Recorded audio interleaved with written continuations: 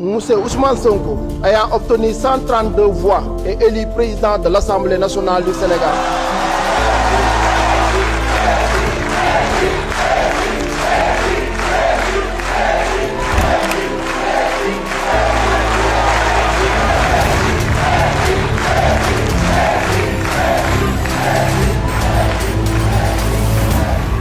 Mesdames et messieurs les honorables députés, avant de vous lire mon discours, vous me permettrez, au nom de la République du Sénégal, une et indivisible, d'adresser mes chaleureuses félicitations à mon nom propre, au nom de la représentation parlementaire, à M. Ahmadou Alamine Lo, qui hier a été nommé Premier ministre de la République du Sénégal. Et je peux témoigner que c'est un travailleur acharné, un homme compétent, un homme dévoué. Même si par ailleurs, je dois à la vérité que nous avons certaines divergences sur certaines questions, notamment la question monétaire, la gestion de la dette et d'autres questions similaires. Je voudrais dire qu'un gouvernement se forme normalement avec la formation politique majoritaire dans un pays.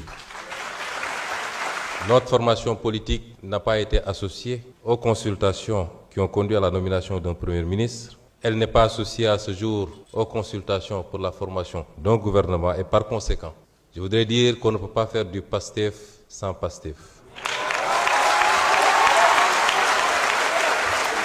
J'en appelle donc à la responsabilité, au sens du dépassement. On ne peut pas être dans un système d'hyperprésidentialisme au Sénégal aujourd'hui. Et la configuration actuelle en a décidé ainsi. Mesdames et messieurs les honorables députés, nous voici réunis dans cet hémicycle en un jour 3 fois symbolique.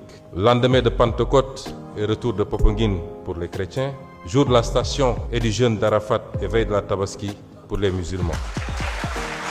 Il y a quelques jours encore, j'étais à la tête du gouvernement. Mon bilan y est très précis. Transparence sur la dette cachée, renégociation des intérêts compromis du Sénégal, respect des échéances de la dette, refus de la restructuration, plan de redressement économique et social, moralisation de la vie publique, exigence de justice, protection de la société et de ses valeurs, notamment avec cette loi contre l'homosexualité, gestion des cas complexes liés aux inondations et des campagnes de production agricole, maîtrise du coût de la vie pour les Sénégalais, apaisement du climat social, redéfinition du modèle de développement, sauvetage des entreprises en difficulté et lutte contre la corruption, je le répète encore. Et maintenant, l'Assemblée nationale. Qu'il me soit permis d'abord de rendre un hommage appuyé, fraternel et solennel à mon prédécesseur, le président Malick Ndiaye.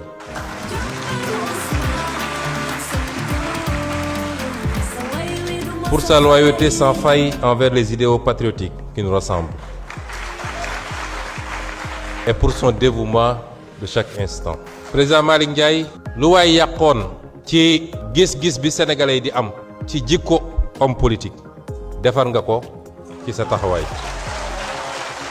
Wane nga ni politique dàqantewul ak ngor, dàqantewul ak kóllëre, dàqantewul ak dignité.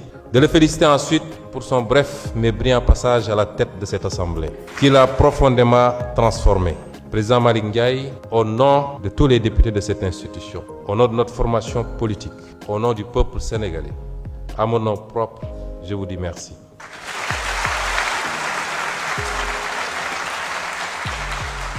Aujourd'hui, vous me donnez plus que jamais les moyens insoumis et institutionnels de notre rôle de gardien vigilant de notre révolution.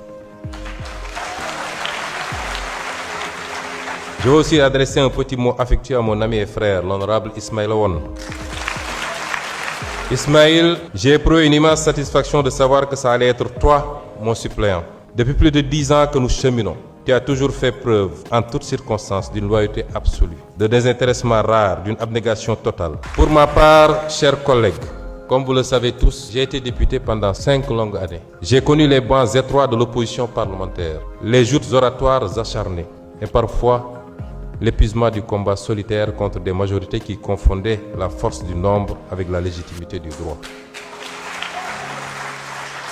Puis j'ai été maire avant d'être appelé à devenir Premier ministre. Cette expérience, renforcée par mon parcours technique dans la haute fonction publique et la parfaite connaissance de tous les dossiers gouvernementaux en cours, seront des atouts précieux pour la montée en puissance de notre Assemblée dans ses rôles constitutionnels.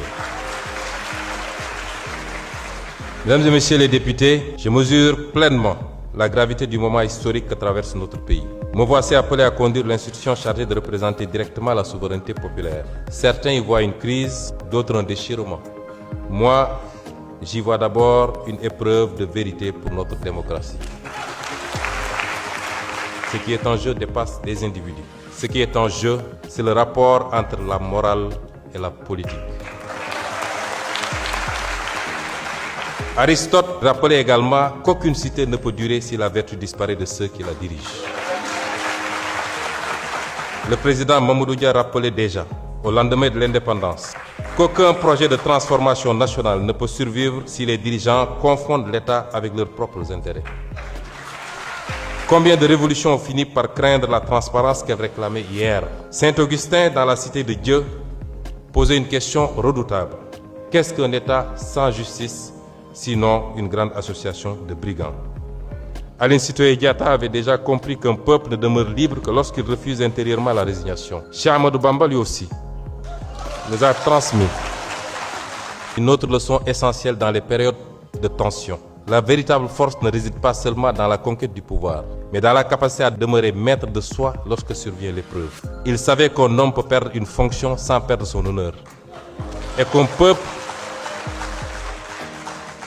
qu'un peuple peut traverser les tempêtes sans abandonner sa dignité. Et je mesure parfaitement le symbole de cet instant. Certains croyaient que le limogeage d'un premier ministre signifiait sa disparition politique. Mais dans une démocratie véritable, aucune fonction n'épuise la légitimité populaire. Aucune fonction n'épuise la légitimité populaire. Je veux rassurer que je n'utiliserai pas cette responsabilité pour organiser le chaos institutionnel. Mais je le dis avec la même clarté.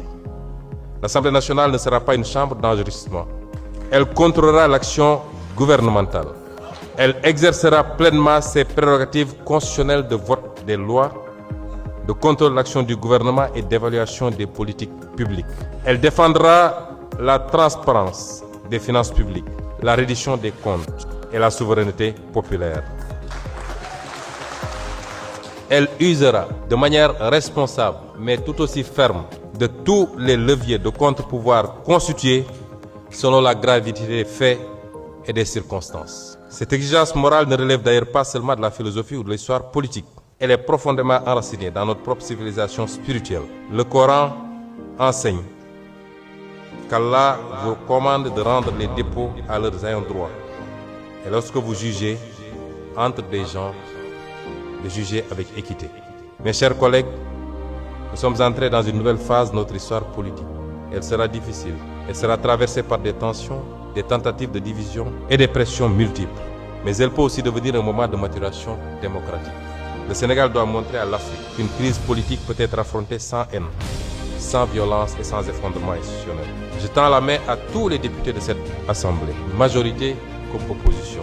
L'histoire retiendra moins les postes occupés que les principes défendus dans les moments décisifs. Lorsque le pouvoir nous met à l'épreuve, choisissons-nous le confort ou la vérité? Pour ma part, je continuerai de choisir la vérité. Vive l'Assemblée nationale, fière, rénovée et debout. Vive la République du Sénégal, une indivisible éternelle. Je vous remercie pour votre attention.